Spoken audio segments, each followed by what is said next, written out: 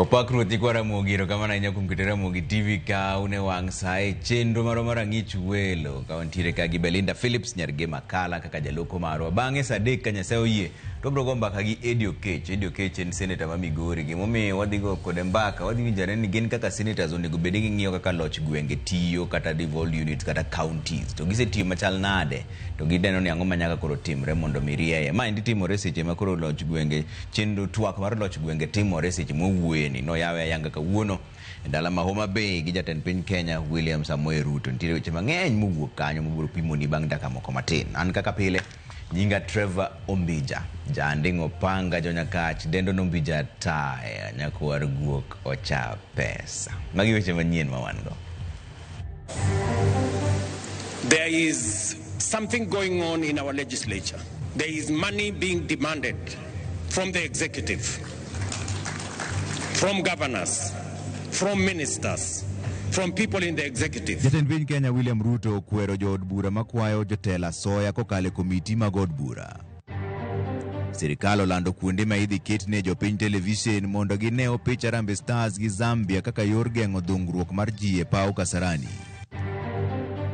To grant bond terms that are commensurate to the charges that the accused persons are facing, and also the value of the alleged stolen property. Adeko makne gi bura e doho e wi tiyo gi riekni e yawo simbe makambi ma M-Kopa uso ne jopiny e yor hola.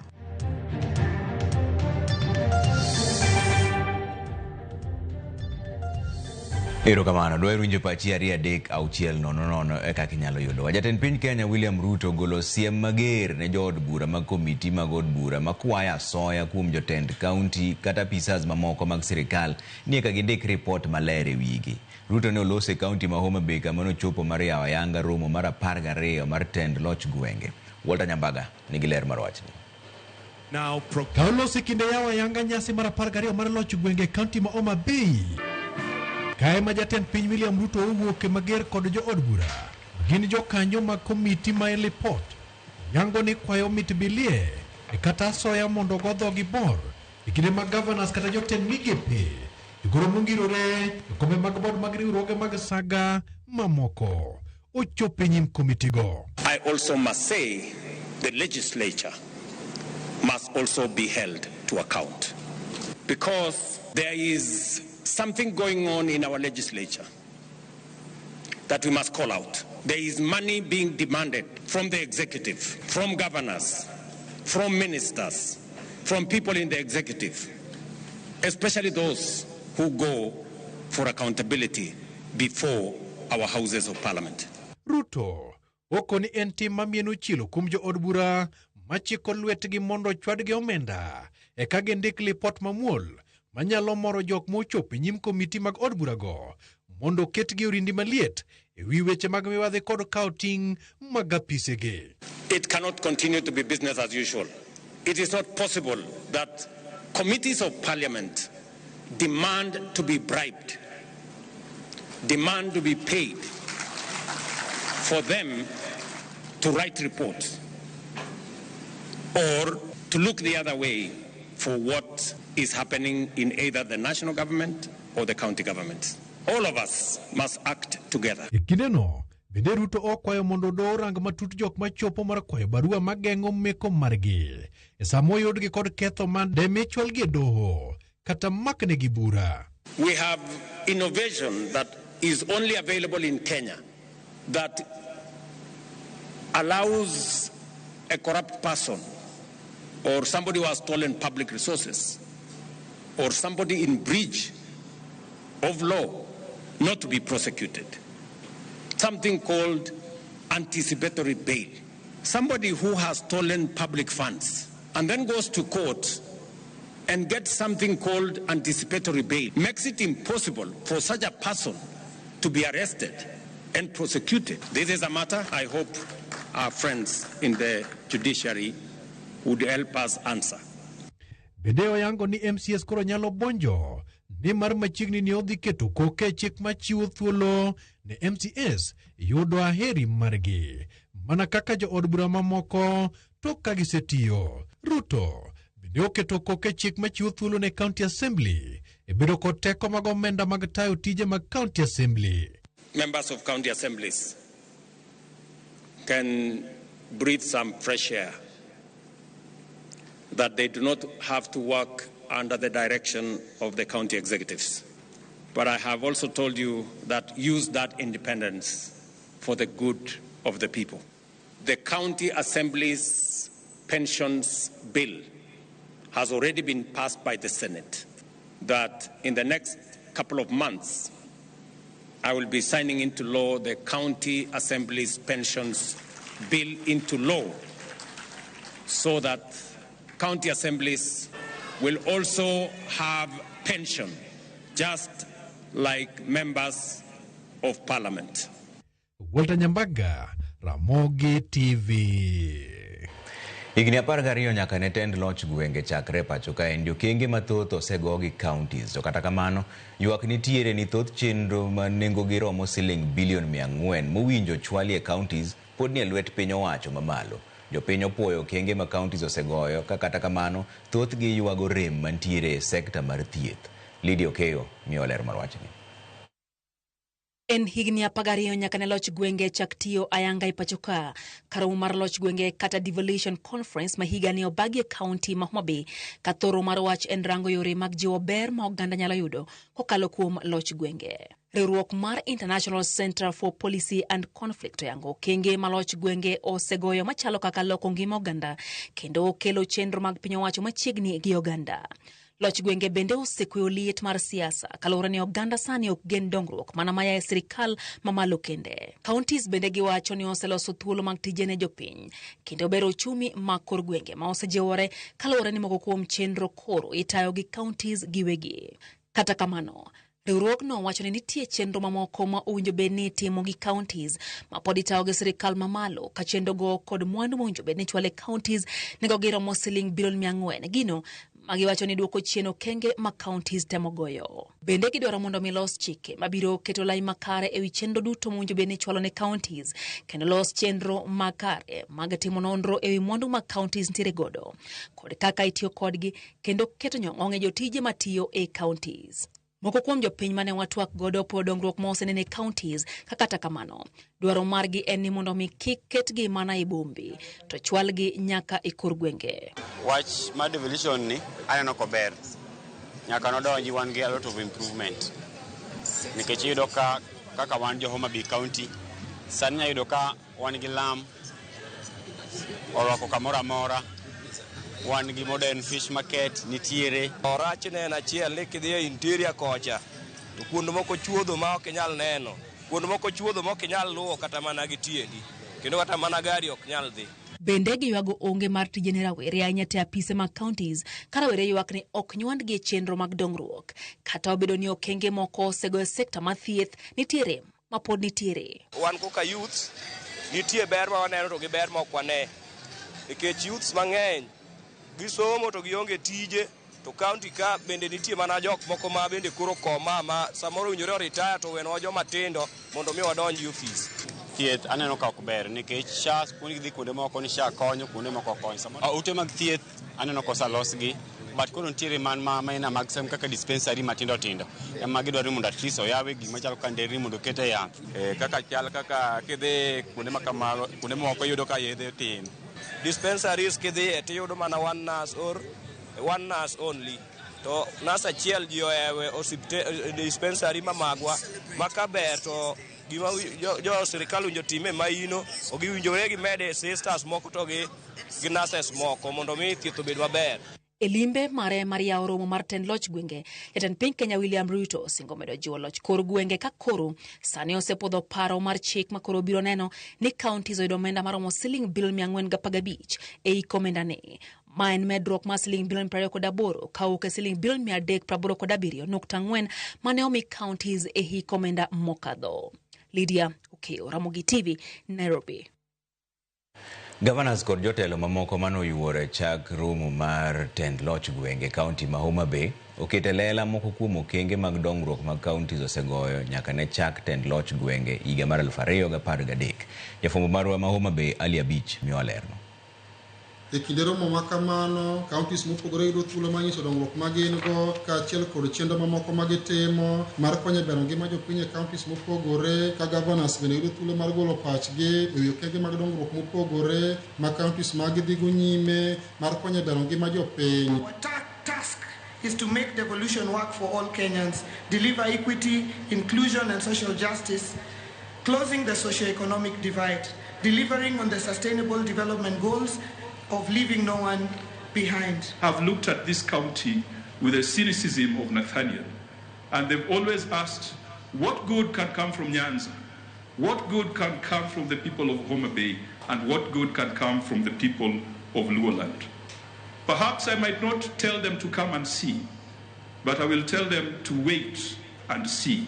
Jakom dul mar Governor Samed Abdullahi ne okoni wuotho kosebedo mayot kata matin nyaka ne loch mar koro gwenge chakre pachoka, kata kamano koni counties mathoth osegonda mo mar rieya kendo ginyalo kono moko kuom chenro mag dongruok matend loch mar koro gwenge osetimo ne jopiny nyaka ne chake gana 2013. In my view, devolution, again I say, has come a long way. The journey has not been easy. We've had policy, legal and administrative challenges that have threatened the very foundation of devolution.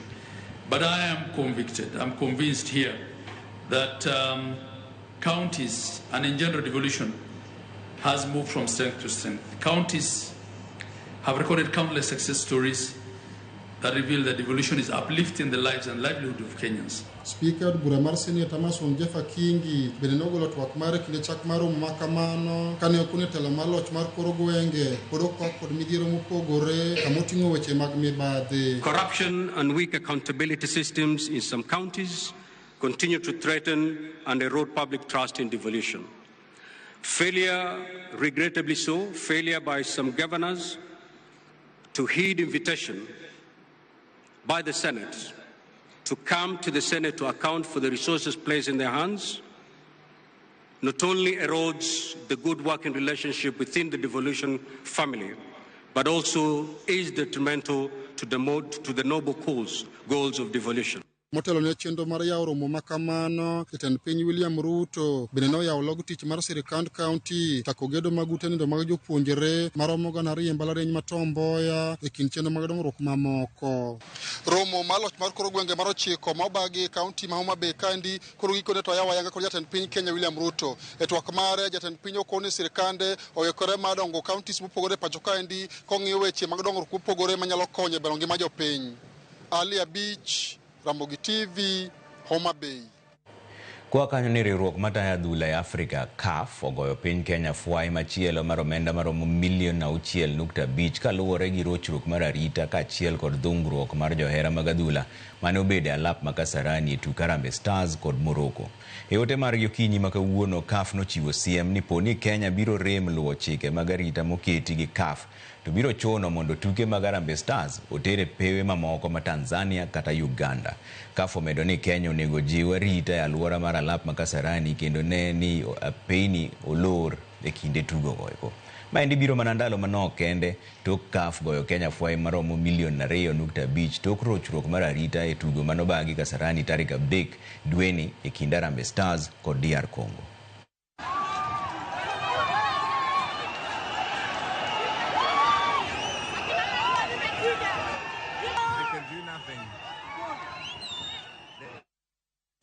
To kaluwore gi mano gi chike ma ochiw gi CAF e wi arita mar pap e kinde tugo e kind Kenya gi Zambia Jumapil mabiro, migawo mar tuke kod FKF olando kuonde makoro idhi keti e television mondo jopiny ma ok bi yudo tiko mag donje pap one opirano e TV. Jafombo marwa Armstrong Osutwa lero wachni. Mana seche machuok kende tok CAF miyo Kenya fwai machielo mar omenda maromo $6.5 kaluwore kod dhi ataro kod chika riwruogno. Piny owacho chako chenro mar temo gayo dhungruok mabedo Kasarani e tuke mabiro. Jatend migawo mar weche tuke Salim Mvurya e twak mare gi jofwambo yango ni gibiro keto tesende mag neno chan kuonde mopogore opogore boma ma Nairobi kod alwora mare motelo ne tuke kind Harambee Stars kod Zambia Jumapil mabiro. Mvurya yango elap tuke madandora ma kinde ka kinde osebet ka itiyo godo e tuke mag lig maduong' ma pachoka ibiro ketie tesend neno chan ka jodak mango mongo kod alwora margi biro ketnegi tisende na dhule to kalap tuke ma Kasarani kama chielo biro bede utalii kata Stima Club. E chuny boma ma Nairobi, tipo biro guru pak ne johera mag adhula ka jodak ma Jakaranda kod alwora mare biro neno tugo na alap tuke ma Jakaranda kata sen machielo biro keti alap tuke ma Kibra DC. We will be creating a fan zone in Jakaranda where we'll have a big screen. We'll have a big screen in Uhuru Park. We'll have a big screen in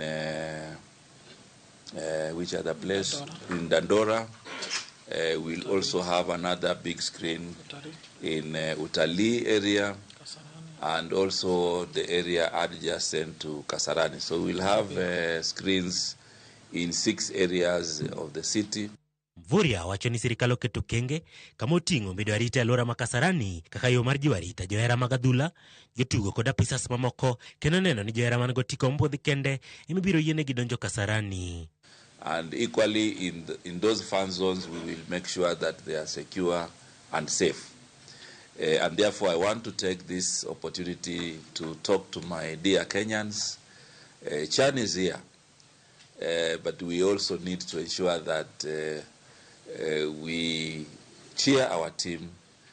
We go to the stadium when we have a ticket. Johera mag adhula korikwayo mondo bed kod horruok e kinde mag tukego, kendo ni jogo maonge otiko mondo ne tukego wang' jowi kata tisendego kama chielo en ni mondo giwere gi timbego mag uso tikogo nyadiriyo. It is important to emphasize that those who will be allowed at the stadium will be the ones with the tickets. We are aware that also there are other people who have been doing fake tickets. We have talked to the ticketing office to ensure that we only have the valid tickets accepted. Armstrong Osutwa, Ramogi TV. Dr. Duncan Ojwang otamore yie gi welo mane otimne gi jatend piny Kenya William Ruto kaka jakom manyien mar duol makedo ne ratich oganda miluongo ni the Kenya National Commission on Human Rights kata KNCHR. Ojwang ondiko oboke ne speaker mar od bura mamalo Moses Wetangula kolero ni ok onyal kawo lemono kaluwore gi weche mage owuon ma ochich ni ok bi yiene tayo duol ne yo makare. Lidio Keyo miwa ler mar wachni. Bang' kane jatend piny Kenya William Ruto wale kaka jakom manyien mar duol makedo ne ratich oganda Dr. Duncan Oburu Ojwang otamore welo makamano. Ma en kaluwore gi oboke mane ondiko ne spika mar od bura mamalo Moses Wetangula kama owacho ni okang' makamano kao kaluwore gi weche moko mameke manyalo dhi ataro gi dwaro mag tijno ma ok nyal yiene okaw lemono. Welo mare no kwede gi moko kuom jogo makedo ne ratich oganda mane wacho ni jatend piny Kenya William Ruto ne orem rango weche mag kit chwech kaluwore ni jalup jakom mar duol no en dichuo kakoro jakom owinjo obed miyo. Ojwang bende jokede ne ratich oganda ne okwedo ka giwacho ni osebedo ka otiyo e tich achiel kod piny owacho mar William Ruto ma ok osebedo kod rito ratich oganda kaka dwarore. Dr. Ojwang man kod lony mararie weche mag chike kod ratiro mar oganda osebedo katiyo machiegni ahinya gi jatend piny Kenya William Ruto e higa mar 2022 en achiel kuom okinde mane ochung'ne jatend piny Kenya William Ruto e bura mane pingo yiero mare kaka jatend piny e domo malo chutho mar Supreme. Okang' makama koro dhi chungo chenro mar dayo dho jogo mane owalne lemono mane owinjo chakre kawuono kabiro chuno mondo mi chak tim welo ne ng'at machielo ma ibiro dayo dhogi kanyakla gi ji amoko 5 mane owalne lemono. Jogo mamoko mabende ne owalne lemono oting'o Victor Ogwanglando, Selina Msuguti Seme, Clarissa Wuoro Ganda, Edward Katama Ngwea kod Michael Peter Otieno Okelo. Lemono ne odong' nono e dwe mar achiel higani bang' jakom machon maduno Roslyn Odede ne onindo. Lydia Okeyo, Ramogi TV, Nairobi. Duol machielo mochung' ne rango ratiro mag oganda Kenya National Commission on Human Rights dwaro ni mondo sirikal oketo kenge makare mag chulo jogo manoketh ratichgi e kinde ng'anyo pacho kaendi kendo neno ni omi jogo sir mar midhiero mar dang'ni mar paro. Kaka jafwambo marwa Cynthia Onyango lero nwa duol no bende ochiwo ywak ni kata bedo ni sirikal ema ni kod ting' mar rito oganda en ema notele njao ratich oganda go. Ripodno mar duol mar Kenya National Commission on Human Rights keto lere wi chal mar arita mar joked ne ratich oganda mayangore ni medo mana kethore pacho ka. Kaluwore kod KNCHR higa mar 2020 nyaka higa mar 2022 joked ne ratich oganda boro nonegi, 2 nolal go ka 144 ne otwe ataro mar chik. Jalup director mar KNCHR Samson Omondi Kaloso kod jofwambo oyango ni kata obedo ni piny Kenya nenore magoyo okang' e weche ratiro, sirikal pod okawo paro manyime njao ratich oganda. While the state is the primary duty bearer when it comes to promotion and protection of human rights, the state is also apparently the greatest violator. So greatest violator when it comes to provision of services, greatest violator when it comes to sharing of... On paper, Kenyan Constitution and its ratification of international treaties create a strong foundation for human rights.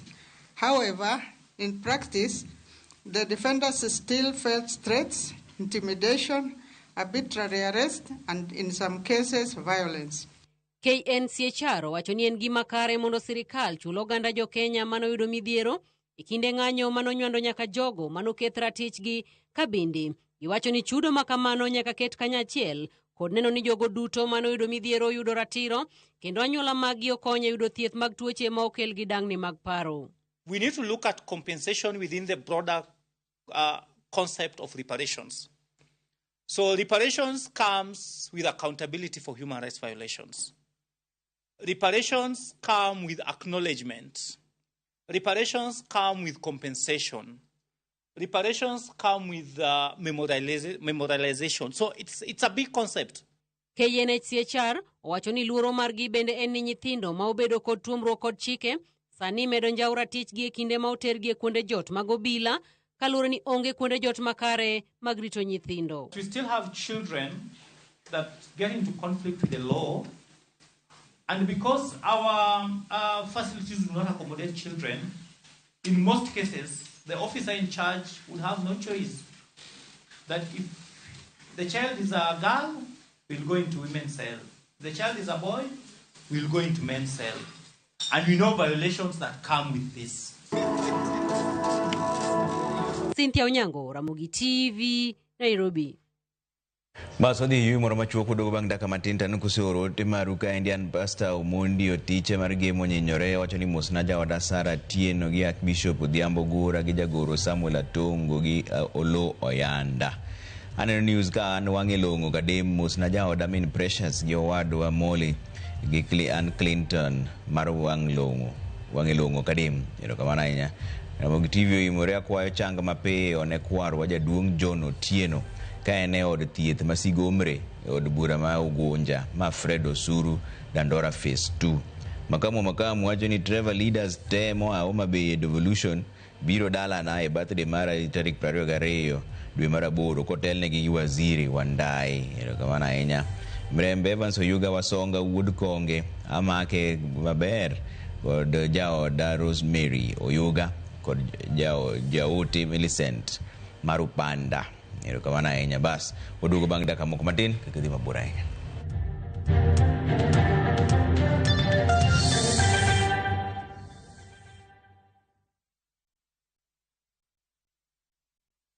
Saa zingine mambo kupata bila plan. Gas ndio imeisha, landlord akuache upumue, mtoto ni mgonjwa na bado ni mid-month. Usijibox kwa noma.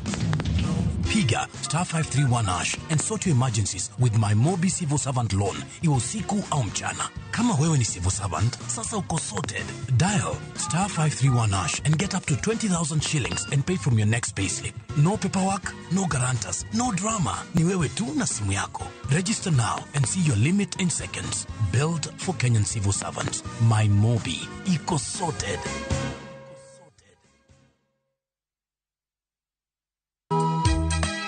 E piny ma ji dwaro ahinya bedo gi geno, nitiere kamoro ma yie manyien yudore. Bie chokruokwa ma juma ka juma mar Sabato mondo ilam Nyasaye kendo ipuonjri muma yo matut motenore kuom adiera mochwere. Paruru chieng' Sabato kendo ukete ubed maler. Nyasaye oseluongowa e kinde makende mar lamo. Kokalo kuom weche mamulo chunji kendo konyi sudo machiegni gi Kristo. Oganda manigi yie bedo joot kuom Kristo kendo luong mar tiyo ne jok moko. Injili ngima Sabato sari okinyi mana e Ramogi TV. Ich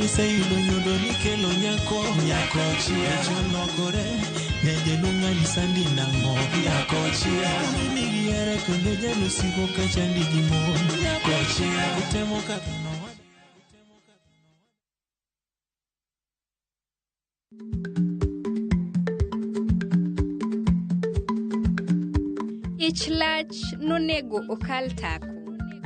Ma tiende ni bedo gi miluma mar yako mang'eny nyalo kelo rach.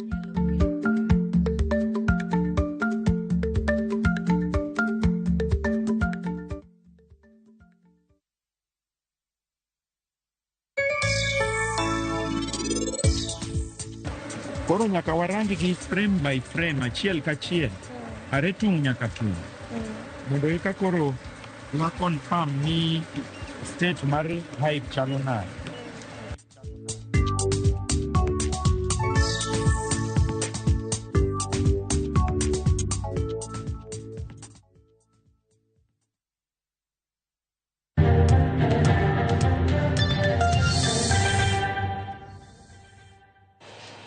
Erokamano kuom kitara Mogi TV kani jatend migao mar arita kwe Kipchumba Murkomen olero ni sirikal biro golo chung' mare e wi ringre ji mane ogol e liete ma Shakahola to wedegi pok oyudore. Kane otwag gi jofwambo e boma ma Nakuru, Murkomen olero ni chenro mar yango jogo ok osebedo mayot mar wedegi pok oyangore nyaka sani. See, these people are not from Kilifi.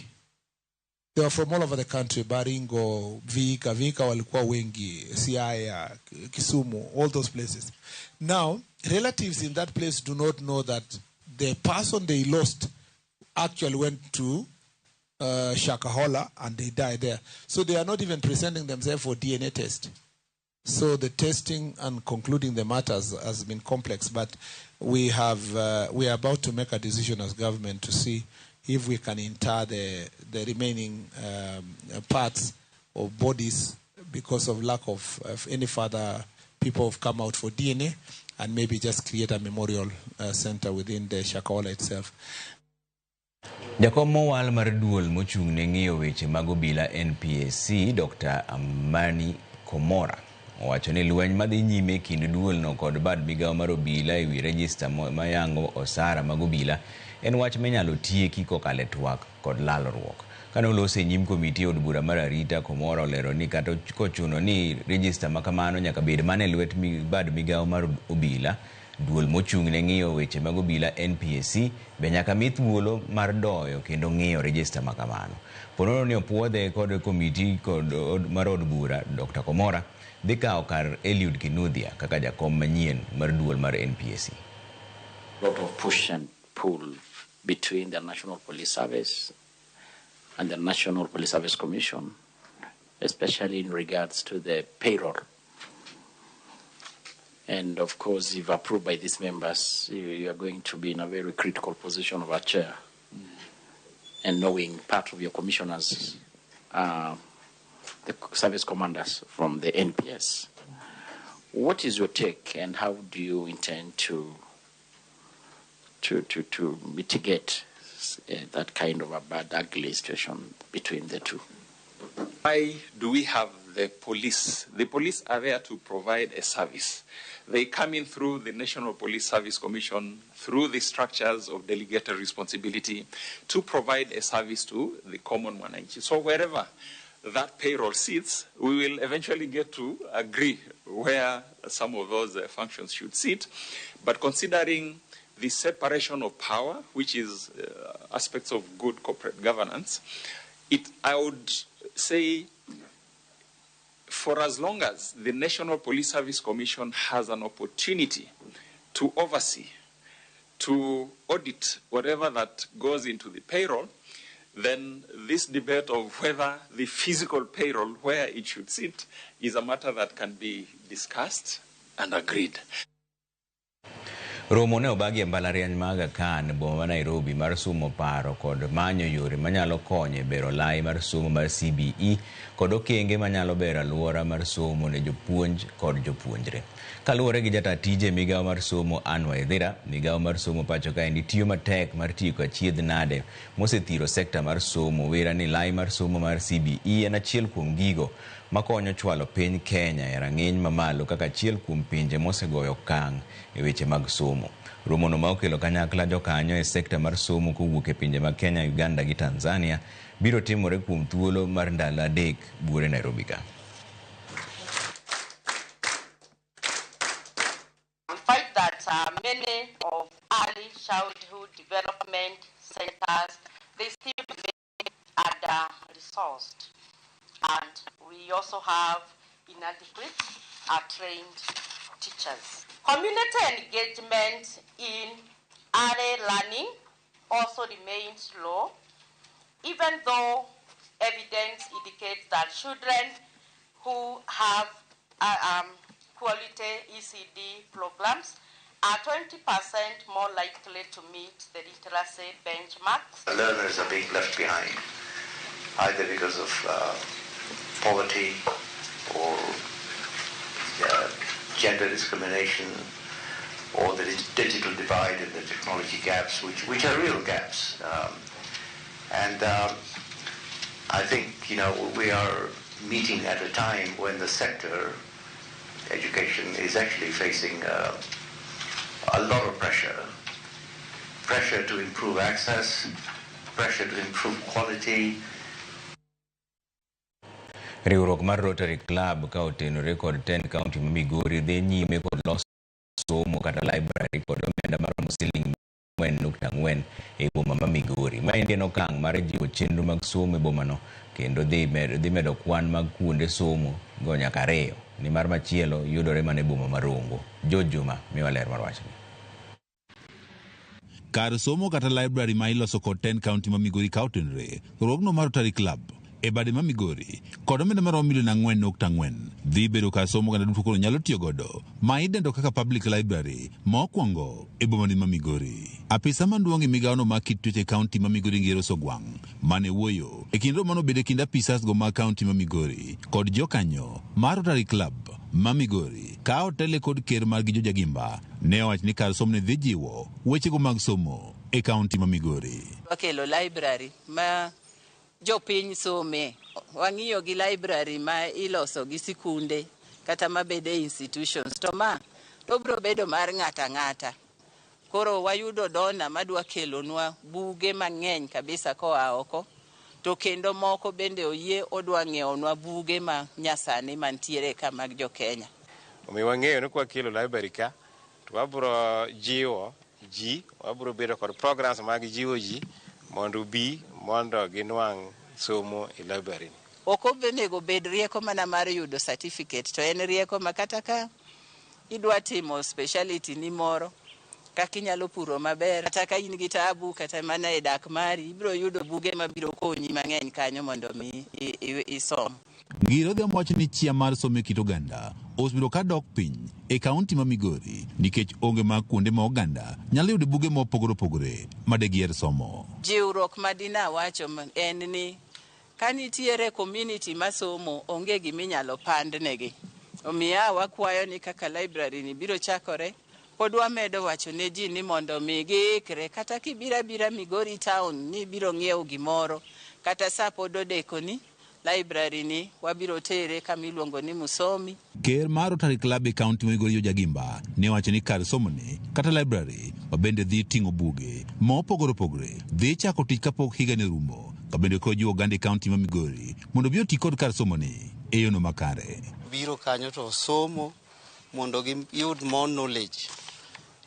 Nyithi skul bende madhi skul bende biro yudo thuolo mar bedo the library no, gisomo books, various books mag story books biro yudore kanyo, then buge moko mag bende misomo e skul masani, curriculum masani. Library ni biro cost wa 4.4 million from the Rotary side. Then the county government will also pump the biro kelo pesa moko mondo mi oyaw library no bed maduong'. Wang'eyo maber ne library mwadhi keto kani biro konyo jogo modak e kaunti ma Migori ka mondo ginwang' weche mag somo e yo makare. Nyaka sani kaunti ma Migori nitiere mana kod kar somo achiel mar oganda kata public library mabende yudore e boma ma Wendo.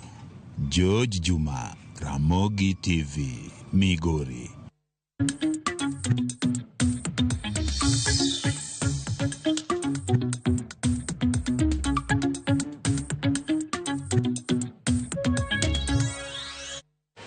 Wadonjone weche mag ohala ni ji adek omaknegi bura e doho ma Milimani ka itudogi gi ketho mar tiyo gi riekni mag okora e yawo simbe ma iuso gi kambi mar M-Kopa e yor hola. Achijego ma gin Jeremiah Njoroge, Marvin Waguno kod Victor Kimani okwedo kethogo mag kuo kod tiyo gi mwandu mokwal, kata obedo ni oboke mar doho manogol dwe mar 8 ne nyiso ni ne gikwalo simbe mag Samsung kod Nokia maromo siling 800,000 mag kambi mar M-Kopa.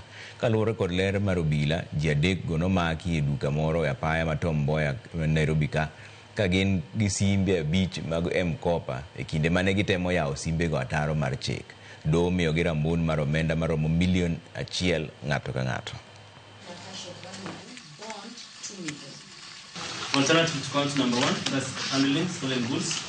In particular, sir, on the 4th day of August 2025 at Intermark Business Center in Nairobi, the Nairobi County, otherwise than in the course of stealing, deliberately, dishonestly received or retained 6 Samsung phones, made Samsung A13 of IMEI number 35715347719928, 1 Samsung S24 of IMEI number 8674 040753309727, Nokia G15.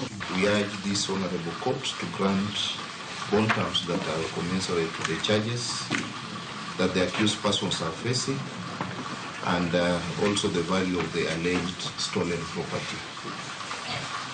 Your Honor, we pray for a mentioned date in 2 weeks' time for pre-trials.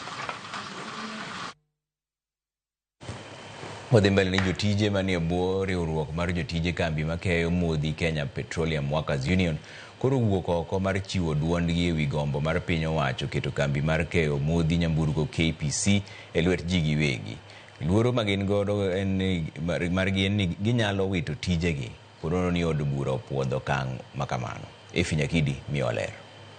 Thank you, Chairman and honorable members. Odiochieng' mar adek mar winjo paro ewi gombo ma piny owacho keto kambi ma keyo modhi mag nyamburko pachoka Kenya Pipeline e lwet ji giwegi, tend riwruog jotije Kenya Petroleum nowuok mager ka giwacho ni gionge kod ng'eyo makare ewi okang' makamano moloyo to nengo mibiro kete godo e lwet ji giwegi. To the House, we approved the sale of KPC. No, I didn't say that. You said that this thing, said about the Can I clarify?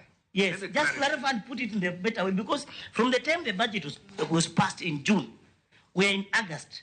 Okay, we're asking about valuation. Just share a little bit. That we're asking, why do you come within a week without evaluation? The valuation that you have, that we have provided, is basically the net, the book value of this company as it stands today, which will not really be a key pointer when it comes to going to list this company in the stock exchange.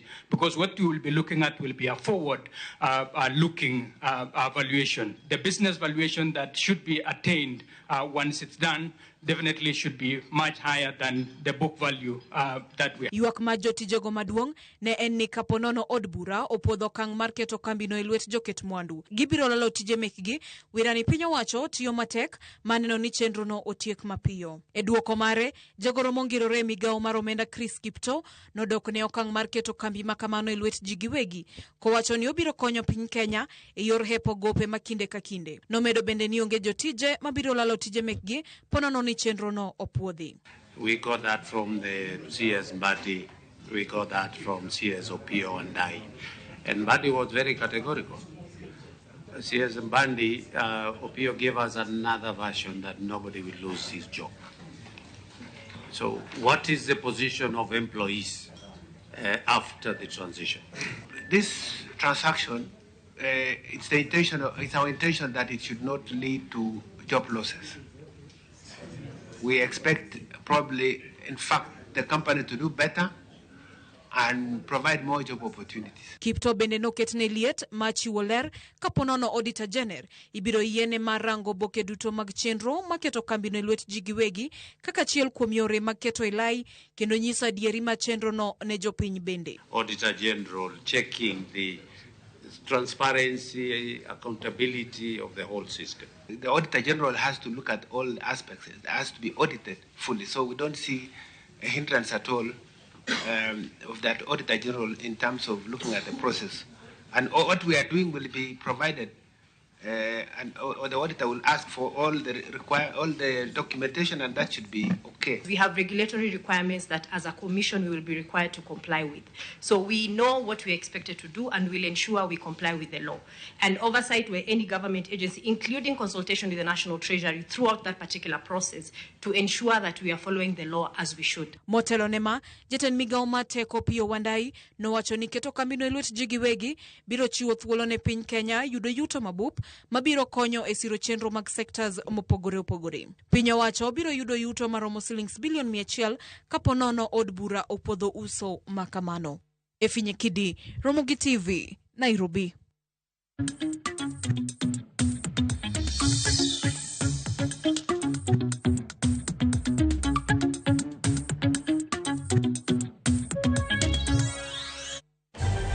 Pas wandi yumoro machuok taneno ka seur ote moro ka gi jaduong' Philip Ochieng. Mano guy mar Jimo Nyakach, the youngest guy in Africa. Wacho na timo mos ne anyuola joka Lukio Apamo Chienjo kuom lalo kata tho mar mama Alo Nyaranyona ma ibiro iki chieng' tich abich tarik 15. Nyasaye oket chunye kama ber. Ma ndio guy Philip Ochieng mar Jimo Nyakach, the youngest guy in Africa. Waduogo bang' dakika moko matin kik idhi mabor ahinya.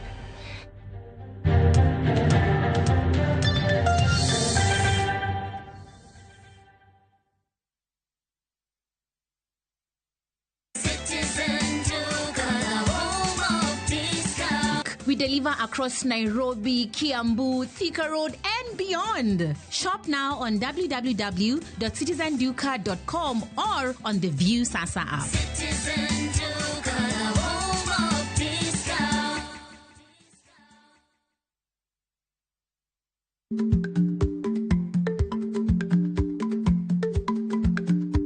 Ich lach nonego okal tako. Matiende ni bedo gi miluma mar yako mang'eny nyalo kelo rach.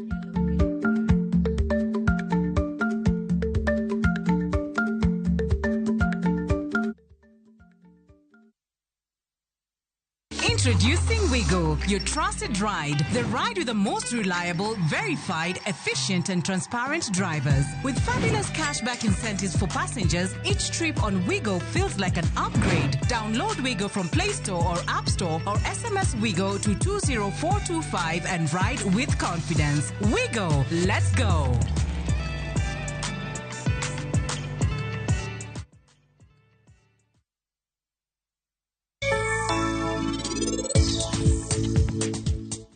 Hello Rajiv, in?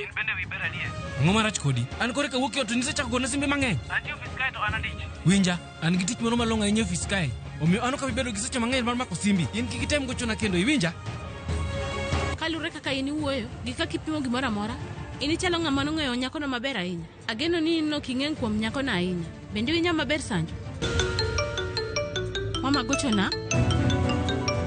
Ere kaka gochona? An pok amiyega namba mara ni.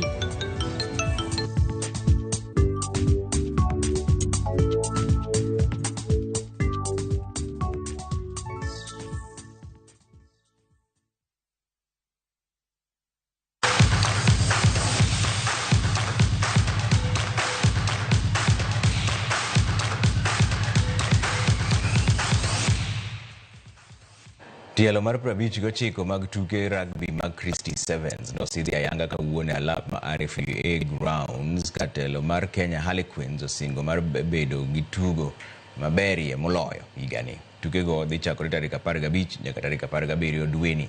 Timbe 36 mag chuo kod 8 mag mine oseyangi ni gibiro yuore tukego eko.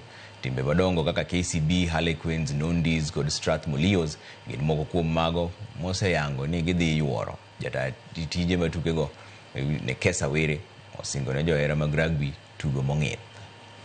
Held from the 15th to the 17th of August at the home of Kenya Harlequins, RFA Grounds, which is where we are now, and it's likely to be the largest Christie's ever.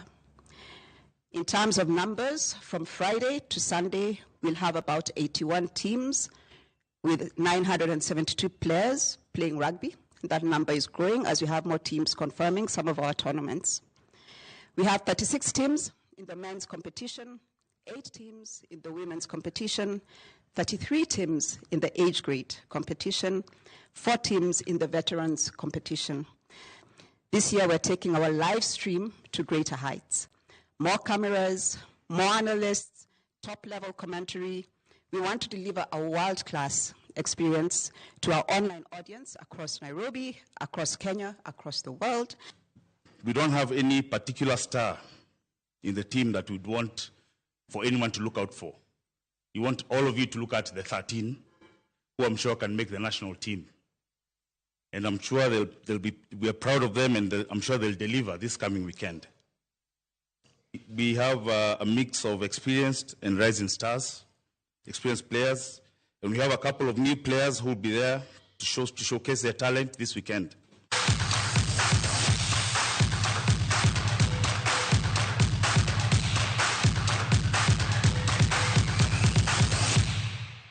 Bas mane kama weche no mara ng'ich welo ka Nyasaye yuto burudo kendo Sadek County gi Belinda Phillips nyarge makala kaka jaloko marwan kaka pile nyinga Trevor Ombija jandingo panga jonyakach dendo Ombija tai anyakuar guok ocha pesa wanere Sadek.